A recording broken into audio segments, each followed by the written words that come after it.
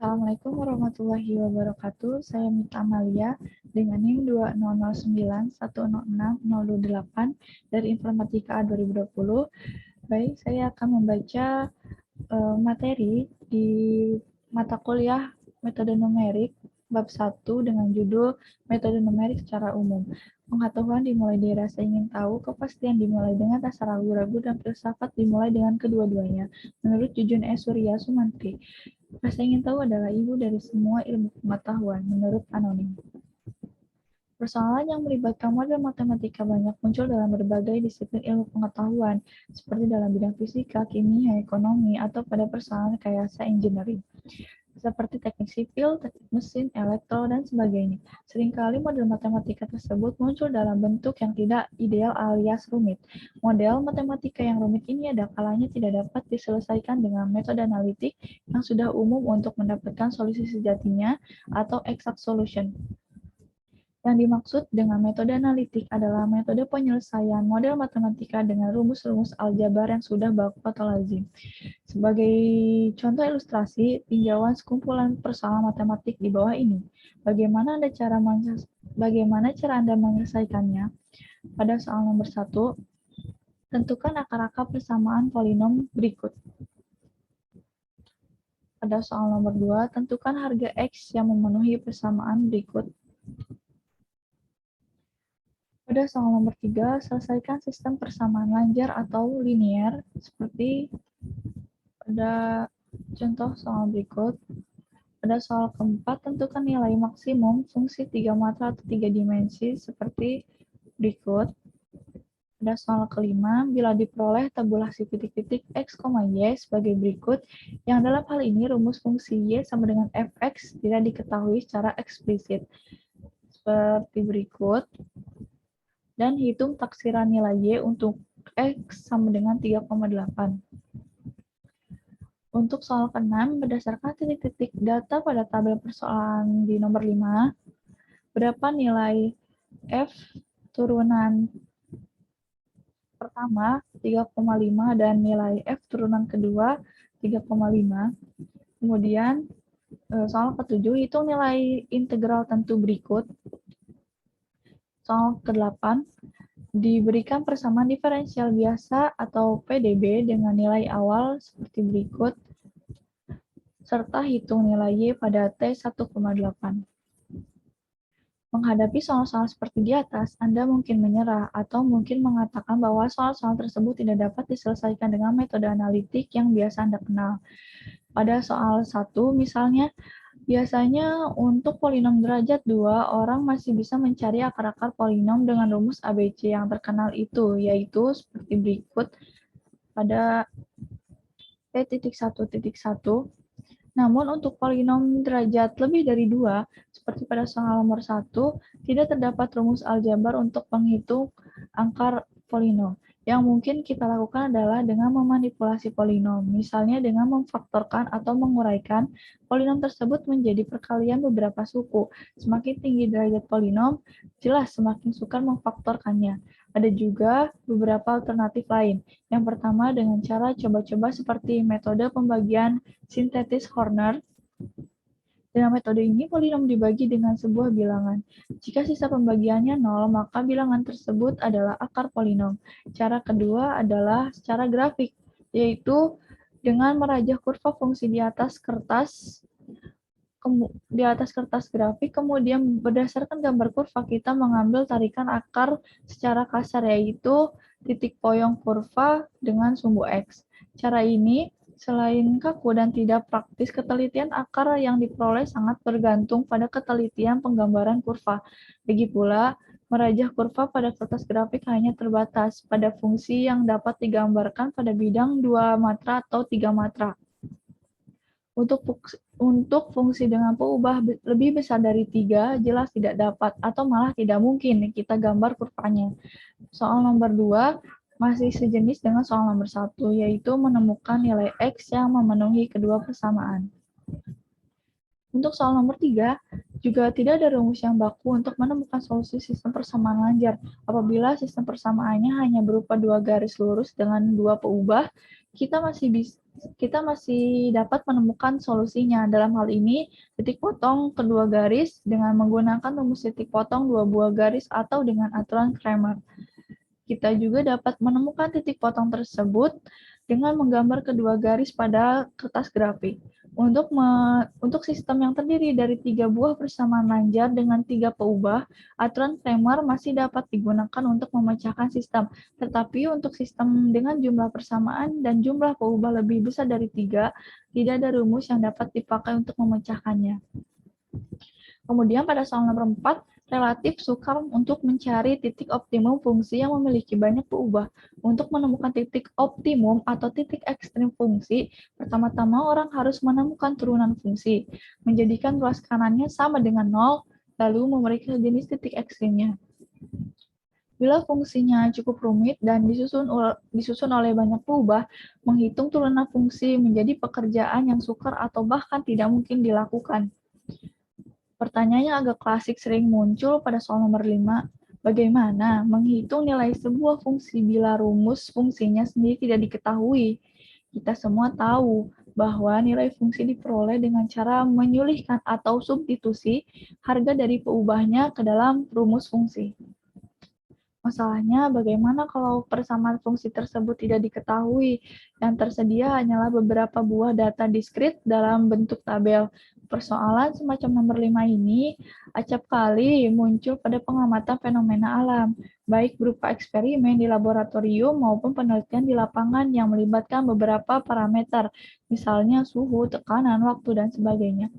Pengamat tidak mengetahui relasi yang menghubungkan parameter-parameter itu. Pengamat hanya dapat mengukur nilai-nilai parameter tersebut dengan menggunakan alat ukur seperti sensor, termometer, barometer, dan sebagainya. Tidak satupun metode analitik yang tersedia untuk menyelesaikan persoalan jenis ini. Begitu juga soal nomor 6, melahirkan pertanyaan yang sama. Bagaimana cara menghitung nilai turunan fungsi bila fungsinya sendiri tidak diketahui? Pada soal nomor 7, tidak ada teknik integrasi yang dapat digunakan untuk fungsi yang bentuknya rumit itu. Begitu juga pada soal nomor 8. Tidak terdapat metode persamaan diferensial untuk menyelesaikannya. Dengan kata lain, persoalan nomor 7 dan 8 tidak mempunyai solusi analitik. 1.1 Metode analitik versus metode numerik. Contoh-contoh yang dikemukakan di atas memperlihatkan bahwa kebanyakan persoalan matematika tidak dapat diselesaikan dengan metode analitik.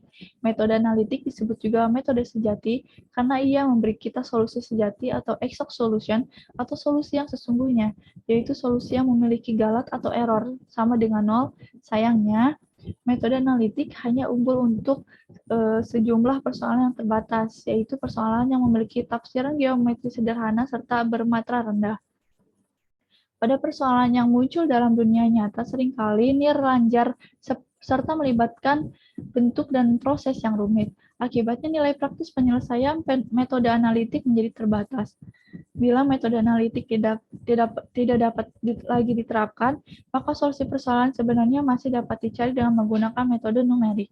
Metode numerik adalah teknik yang digunakan untuk memformulasikan persoalan matematik sehingga dapat dipecahkan dengan operasi perhitungan atau aritmetika biasa seperti tambah, kurang, kali, dan bagi. Metode artinya cara, sedangkan numerik artinya angka. Jadi metode numerik secara harfiah berarti cara berhitung dengan menggunakan angka-angka. Perbedaan utama antara metode numerik dan metode analitik terletak pada dua hal. Yang pertama, solusi dengan menggunakan metode numerik selalu berbentuk angka. Bandingkan dengan metode analitik yang biasanya menghasilkan solusi dalam bentuk fungsi matematik, yang selanjutnya fungsi matematik tersebut dapat dievaluasi untuk menghasilkan nilai dalam bentuk angka. Yang kedua, dengan metode numerik, kita hanya memperoleh solusi yang menghampiri atau mendekati solusi sejati sehingga solusi numerik dinamakan juga solusi hampiran atau approximation atau solusi pendekatan. Namun solusi hampiran dapat dibuat seteliti yang kita inginkan. Solusi hampiran jelas tidak tepat sama dengan solusi sejati, sehingga ada selisih antara keduanya. Selisih inilah yang disebut dengan galat atau error. Sebagai contoh ilustrasi penyelesaian dengan metode numerik, pandanglah sebuah persoalan integrasi tentu berikut, seperti pada contoh P1.2 ini. Dengan metode analitik, kita dapat menemukan solusi sejatinya dengan lebih mudah. Di dalam kalkulus integral tentu, kita mengetahui teknik pengintegralan untuk fungsi sederhana seperti pada contoh P1.3. Maka berdasarkan contoh P1.3, kita dapat melakukan pengintegralan suku-suku dari fungsi integralnya, lalu menghitung nilai integral tentunya sebagai berikut, seperti ini. Perhatikanlah bahwa 4x dikurangi x pangkat 3/3 adalah solusi analitik dalam bentuk fungsi matematik, sedangkan 22/3 adalah nilai numerik integral tentu yang diperoleh dengan cara mengevaluasi fungsi matematik tersebut untuk batas-batas integrasi x sama dengan 1 dan x sama dengan minus 1. Berikut adalah gambar 1.1 integrasi fx sama dengan 4 dikurangi x kuadrat secara numerik. Bandingkan penyelesaian di atas bila persoalan integrasi tersebut diselesaikan dengan metode numerik sebagai berikut. Sekali lagi, di dalam kalkulus integral, kita tentu masih bisa ingat bahwa interpretasi geometri integral fx dari x sama dengan a sampai x sama dengan b adalah luas daerah yang dibatasi oleh kurva fx, sumbu x, dan garis x sama dengan a dan x sama dengan b. Luas daerah tersebut dapat dihampiri dengan cara sebagai berikut. Bagilah daerah integrasi minus 1,1 atas sejumlah trapesium dengan lebar 0,5. Seperti gambar 1.1, maka luas daerah integrasi dihampiri dengan luas keempat buah trapesium, atau seperti pada contoh P1.4 berikut. Yang merupakan solusi hampiran, tanda seperti berikut artinya adalah kira-kira terhadap solusi sejati 22/3. Galat solusi hampiran terhadap solusi sejatinya adalah berikut. Tentu saja kita dapat memperkecil galat ini dengan membuat lebar trapesium yang lebih kecil, yang artinya jumlah trapesium semakin banyak, yang berarti jumlah komputasi semakin banyak. Contoh ini juga memperlihatkan bahwa meskipun solusi dengan metode numerik merupakan hampiran, tetapi hasilnya dapat dibuat seteliti mungkin dengan mengubah parameter komputasi, atau pada contoh perhitungan integral di atas, lebar trapesium yang dikurangi. 1.2. Metode numerik dalam bidang rekayasa. Dalam bidang rekayasa, kebutuhan untuk menemukan solusi persoalan secara praktis adalah jelas. Dari kacamata rekaysawan masih tampak banyak cara penyelesaian persoalan matematik yang dirasa terlalu sulit atau dalam bentuk yang kurang konkret. Penyelesaian analitik yang sering diberikan oleh kaum matematika kurang berguna bagi rekayasawan, karena ia harus dapat mentransformasikan solusi matematika yang sejatinya ke dalam bentuk berwujud yang biasanya meninggalkan kaidah kesejatiannya. Solusi hampiran biasanya sudah memenuhi persyaratan rekayasa dan dapat diterima sebagai solusi. Lagi pula, banyak persoalan matematika dalam bidang rekayasa yang hanya dapat dipecahkan secara hampiran. Kadang-kadang dapat pula terjadi bahwa metode analitik hanya menjamin keberadaan atau hanya mengkarakteristikkan beberapa properti umum solusi tetapi tidak dapat memberikan cara menemukan solusi tersebut. Bagi rekayasawan, solusi yang diperoleh secara analitik kurang berguna untuk tujuan numerik.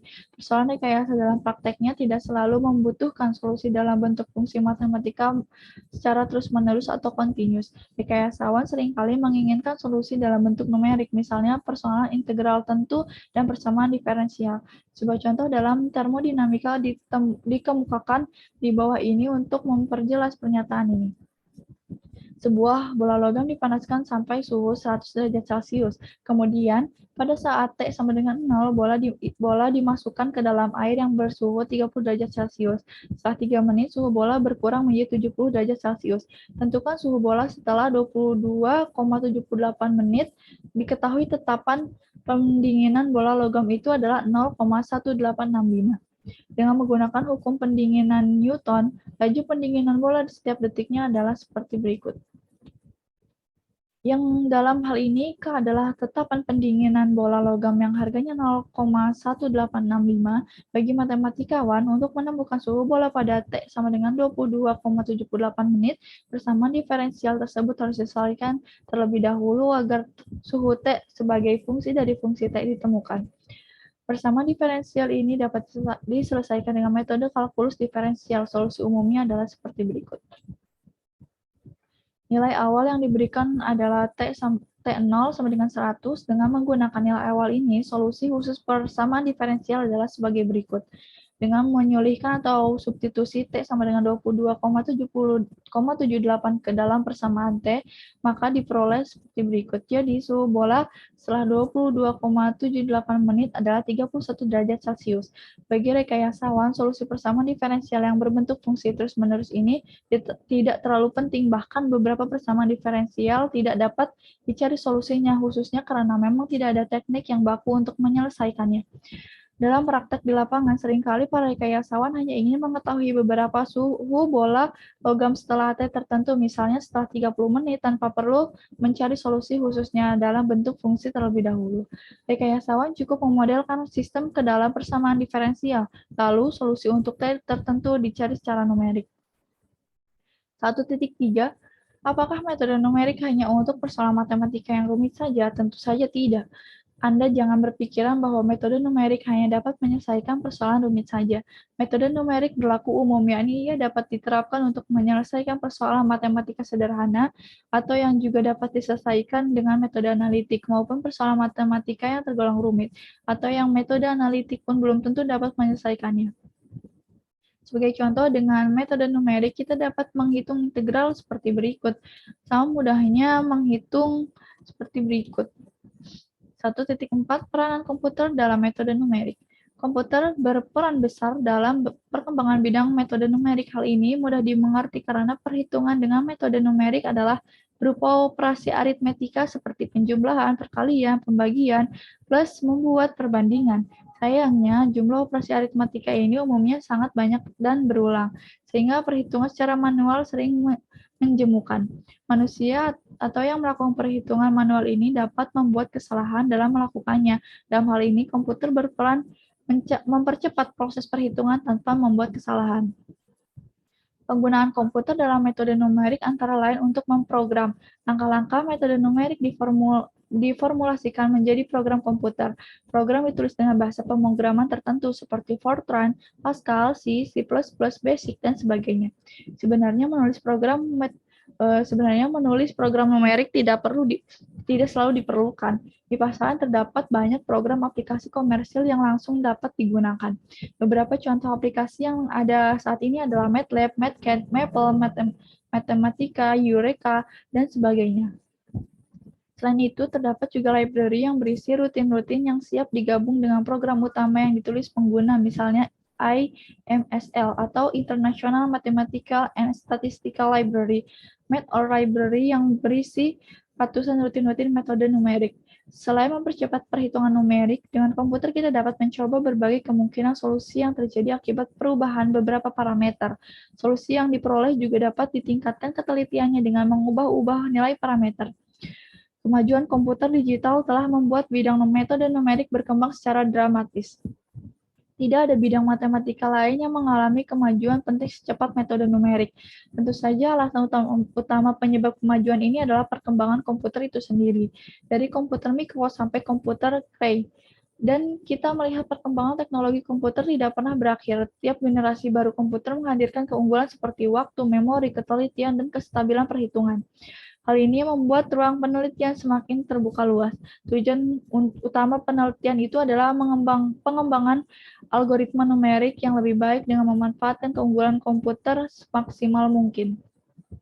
Banyak algoritma baru lahir atau perbaikan algoritma yang lama didukung oleh komputer. Bagian mendasar dari perhitungan rekayasa yang dilakukan saat ini adalah perhitungan waktu nyata atau real-time computing, yaitu perhitungan keluaran atau hasil dari data yang dilakukan secara simultan dengan event pembangkitan data tersebut, sebagaimana yang dibutuhkan dalam mengendalikan proses kimia atau reaksi nuklir, memandu pesawat udara atau roket, dan sebagainya. Karena itu, kecepatan perhitungan dan kebutuhan memori komputer adalah pertimbangan yang sangat penting. Jelaslah bahwa kecepatan tinggi, keandalan, dan fleksibilitas komputer memberikan akses untuk penyelesaian masalah praktek. Sebagai contoh, solusi sistem persamaan lanjar yang besar menjadi lebih mudah dan lebih cepat diselesaikan dengan komputer. Perkembangan yang cepat dalam metode numerik antara lain ialah penemuan metode baru, memodifikasi metode yang sudah ada agar lebih mangkus, analisis teoritis dan praktis algoritma untuk proses perhitungan baku, pengkajian galat, dan penghilangan jebakan yang ada pada metode. 1.5. Mengapa kita harus mempelajari metode numerik? Seperti sudah disebutkan pada bagian awal bab ini, para rekayasawan dan para ahli ilmu alam dalam pekerjaannya sering berhadapan dengan persamaan tematik. Persoalan yang muncul di lapangan diformulasikan ke dalam model yang berbentuk persamaan matematika. Persamaan tersebut mungkin sangat kompleks atau jumlahnya lebih dari satu. Metode numerik dengan bantuan komputer memberikan cara penyelesaian persoalan matematika dengan cepat dan akurat. Terdapat beberapa alasan tambahan mengapa kita harus mempelajari metode numerik. Yang pertama adalah metode numerik merupakan alat bantu pemecahan masalah matematika yang sangat ampuh. Metode numerik juga mampu menangani sistem persamaan besar, kenirlanjaran, dan geometri yang rumit yang dalam praktek rekayasa seringkali tidak mungkin dipecahkan secara analitik. Yang kedua, seperti sudah disebutkan pada subbab 1.4, di pasaran banyak tersedia program aplikasi numerik komersial. Pengguna aplikasi tersebut menjadi lebih berarti bila kita memiliki pengetahuan metode numerik agar kita dapat memahami cara paket tersebut menyelesaikan persoalan. Kemudian yang ketiga, kita dapat membuat sendiri program komputer tanpa harus membeli paket programnya. Seringkali beberapa persoalan matematika yang tidak selalu dapat diselesaikan oleh program aplikasi. Sebagai contoh, misalkan ada program aplikasi tertentu yang tidak dapat dipakai untuk menghitung integrasi lipat 2, integral atau lipat 3, dan juga lipat 3, integral 3. Mau tidak mau, kita harus menulis sendiri programnya. Untuk itu, kita harus mempelajari cara pemecahan integral lipat 2 atau lipat lebih dengan metode numerik. Metode numerik menyediakan sarana untuk memperkuat kembali pemahaman matematika. Karena metode numerik ditemukan dengan menyederhanakan matematika yang lebih tinggi menjadi operasi matematika yang mendasar. 1.6. Tahap pemecahan persoalan secara numerik. Ada 6 tahap yang dilakukan dalam pemecahan persoalan dunia nyata dengan metode numerik, yaitu 1. Pemodelan. Ini adalah tahap pertama persoalan dunia nyata dimodelkan ke dalam persamaan matematika. Lihat contoh ilustratif pada subbab 1.2. Yang kedua adalah penyederhanaan model. Model matematika yang dihasilkan dari tahap 1 mungkin saja terlalu kompleks, yaitu memasukkan banyak peubah atau variabel atau parameter. Semakin kompleks model matematikanya, semakin rumit penyelesaiannya. Mungkin beberapa andaian dibuat sehingga beberapa parameter dapat diabaikan. Contohnya, faktor gesekan udara diabaikan sehingga koefisien gesekan di dalam model dapat dibuang. Model matematika yang diperoleh dari penyederhanaan menjadi lebih sederhana sehingga solusinya akan lebih mudah diperoleh. Yang ketiga adalah formulasi numerik. Setelah model matematika yang sederhana diperoleh, tahap selanjutnya adalah memformulasikannya secara numerik, antara lain A. Menentukan metode numerik yang akan dipakai bersama-sama dengan analisis galat awal atau taksiran galat, penentuan ukuran langkah, dan sebagainya. Pemilihan metode didasari pada pertimbangan apakah metode tersebut teliti, apakah metode tersebut sudah mudah dipaham, mudah diprogram, dan waktu pelaksanaan cepat, apakah metode tersebut tidak peka terhadap perubahan data yang cukup kecil. B. Menyusun algoritma dari metode numerik yang dipilih. Keempat adalah pemrograman. Tahap selanjutnya adalah menerjemahkan algoritma ke dalam program komputer dengan menggunakan salah satu bahasa pemrograman yang dikuasai. Yang kelima adalah operasional. Pada tahap ini, program komputer dijalankan dengan data uji coba sebelum data yang sesungguhnya. Yang keenam, evaluasi. Bila program sudah selesai dijalankan dengan data yang sesungguhnya, maka hasil yang diperoleh diinterpretasi. Interpretasi meliputi analisis hasilan dan membandingkannya dengan prinsip dasar dan hasil-hasil empirik untuk menaksir kualitas solusi numerik dan keputusan untuk menjalankan kembali program untuk memperoleh hasil yang lebih baik. 1.7. Peran ahli informatika dalam metode numerik. Dalam tahap-tahap pemecahan yang dikemukakan di atas, tahap 1 dan 2 melibatkan para pakar di bidang persoalan yang bersangkutan. Kalau persoalannya dalam bidang teknik sipil, maka orang dari bidang sipil lah yang menurunkan model matematikanya. Kalau persoalan menyangkut bidang teknik kimia, maka ahli teknik kimia lah yang mempunyai kemampuan membentuk model matematikanya. Di manakah peran orang informatika?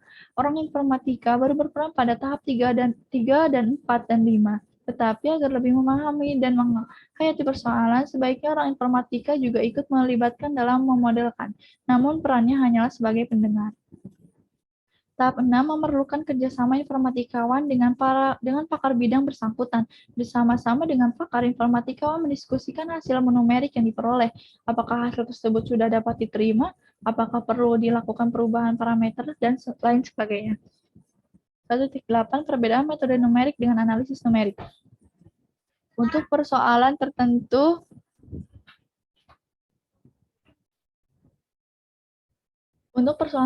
tidaklah cukup kita hanya menggunakan metode untuk memperoleh hasil yang diinginkan. Kita juga perlu mengetahui apakah metode tersebut memang memberikan solusi hampiran dan seberapa bagus hampiran itu. Hal ini melahirkan kajian baru, yaitu analisis numerik. Metode numerik dan analisis numerik adalah dua hal yang berbeda. Metode adalah algoritma menyangkut langkah-langkah penyelesaian persoalan secara numerik, sedangkan analisis numerik adalah terapan matematika untuk menganalisis metode. Dalam analisis numerik, hal utama yang ditekankan adalah analisis galat dan kecepatan konvergensi sebuah metode. Teorema matematika banyak dipakai dalam menganalisis suatu metode.